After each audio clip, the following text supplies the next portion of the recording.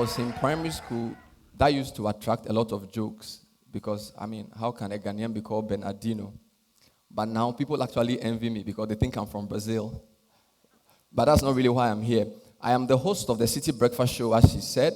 We do 3.5 hours, Monday to Friday, 365 days a year. So it's a lot of talk. But for the past 2 years, I've had the added responsibility of being the director of news at Citi FM. That means we try to strategize for the station to survive. So it's been a learning curve for me. What I'll be talking about today is how we are surviving the vicissitudes, the changes which are affecting media, not only in Ghana, but across the world. Before I talk about that, though, a little story about how I started radio. So I entered radio by accident. I was 19, freshman at the university, invited by a friend to be part of a debate. So there's a music show called Weekend Teaser. Basically, you're going to argue about issues, people calling. Now, the topic for the day when I went on air was men and women who are more promiscuous.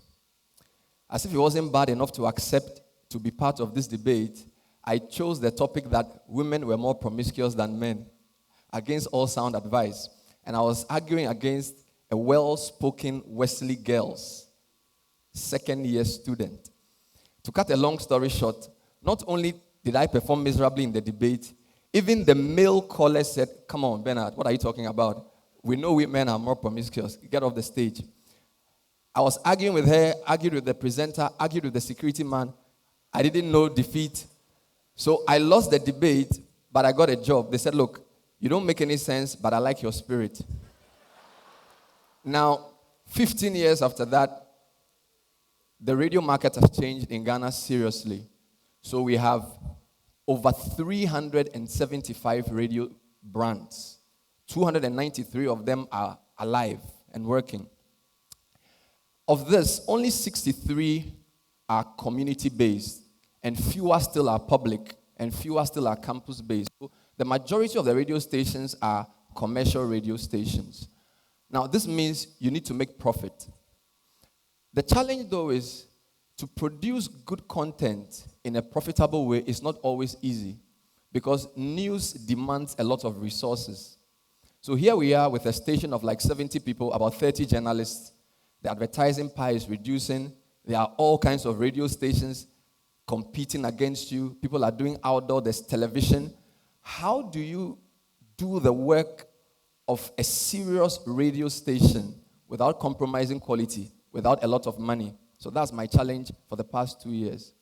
It's not been very easy doing this, but 3 ideas I will share with you this afternoon. How we have approached surviving, reducing advert spending, the need to do more comprehensive news than simply telling people that, yes, we are going for a loan. That's not what they need to know. They need to know how does that compare with last year's loan. So, for example, in Ghana right now, we are going for an emergency power badge. It's taken us like 3 months to go for the emergency badge. And almost all the media houses will report this. But that's not the news. Where are the badges? How much will it cost us? How much will they charge us for the power? Somebody needs to investigate that. It takes a lot of money. You are struggling to pay fees. You're struggling to keep your generator running. You're not going to send a reporter to Turkey to check this out. So to address the higher cost of news production in an era where listeners demand more, we've come up with 3 things. The first one I call strategic alliances.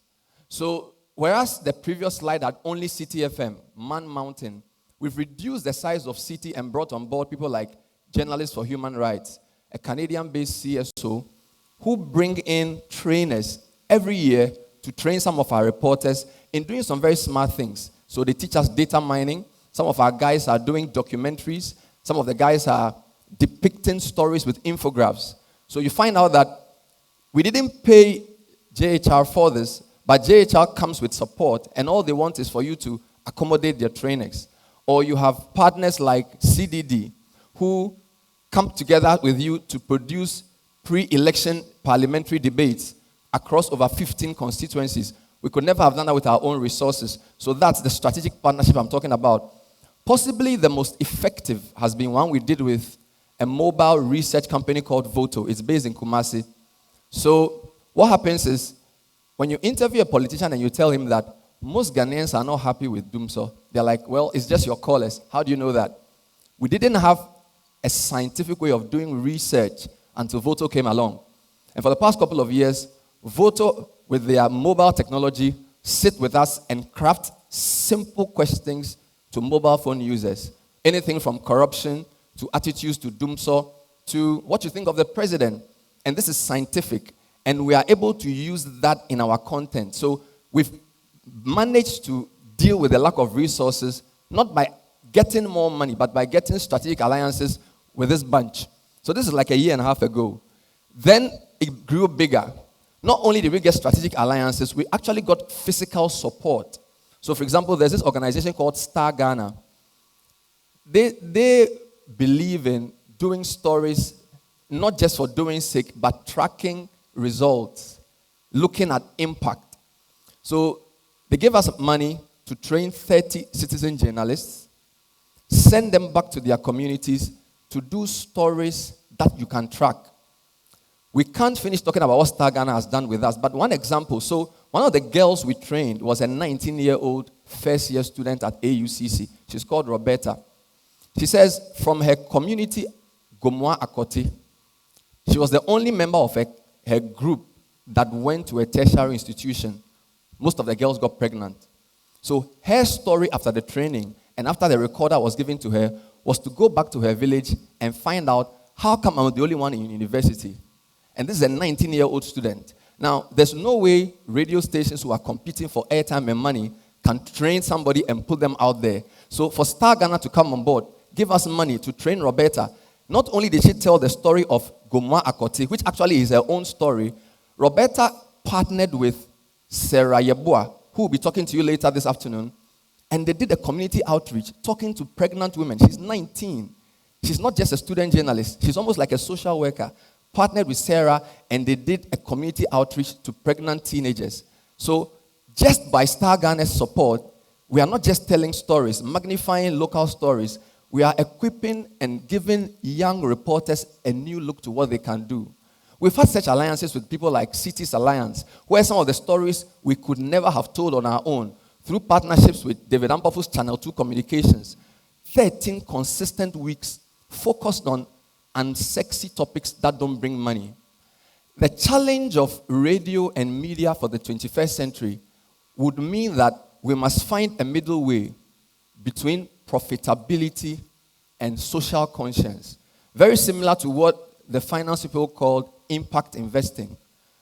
You are not strictly commercial, but neither are you strictly community.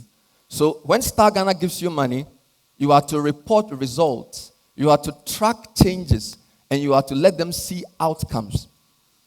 It's changed the way we see our job.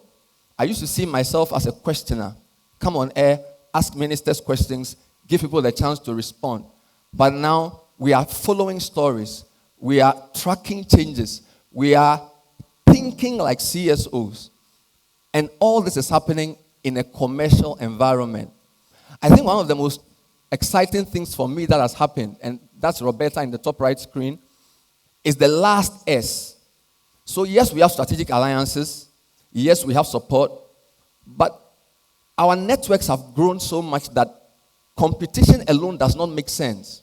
So in the past couple of months, we've shared resources with competitors. So for example, Radio Gold is a competitor to Citi FM, but we've partnered to interview the finance minister 3 times from an outdoor location. Because the needs we face as radio stations are so high and the resources are so few, the definition of competition has to change. So you see Al-Hassan Suhini, who's supposed to be a competitor, we do a joint broadcast, and when I ask a question that the finance minister wants to dodge, he comes in with his questioning. So these are 2 competitors who are collaborating to host shows. And I think that's really the future of radio, where the traditional conceptualization of competition has to change to co-opetition.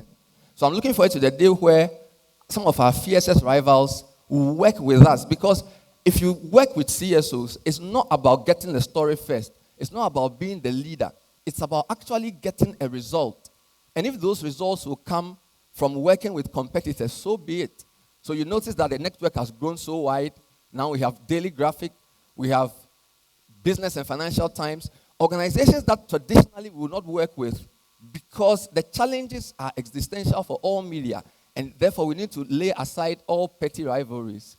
Our final comment, and my final comment this afternoon for you is, because radio is the most dominant medium in the whole of Africa, over 70% of Ghanaians get their news from radio. And because radio is the cheapest medium to use, we cannot afford to let radio die because commercial radio stations can't pay bills. What we need to learn to do as radio managers is to rethink what we are in the business for.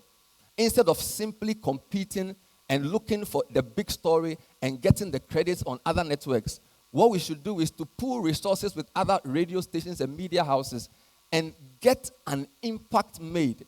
We also need to change the way we measure impact, because if somebody is going to give you $80,000 for 3 months, you can't just tell him, I did an interview and 200,000 people listened. They want to know what exactly changed after that money was spent. So we are forced to redefine our role on air. It's not just about questions. It's not just about interviews. It's not just about a platform to bloviate and talk. It's about following a story and getting it to its logical conclusion. So for the young journalists here who will be wondering, what will radio look like in the next 15 years? A lot of the things you know about radio are not going to be the same. But one thing I can assure you is, if this kind of strategic alliances, this kind of support, and this kind of resource sharing I've spoken about continues, even if internet comes and takes over, radio will still survive because we would have found new ways of telling stories and changing lives without all the money people thought we should have. Thank you very much. Enjoy the day.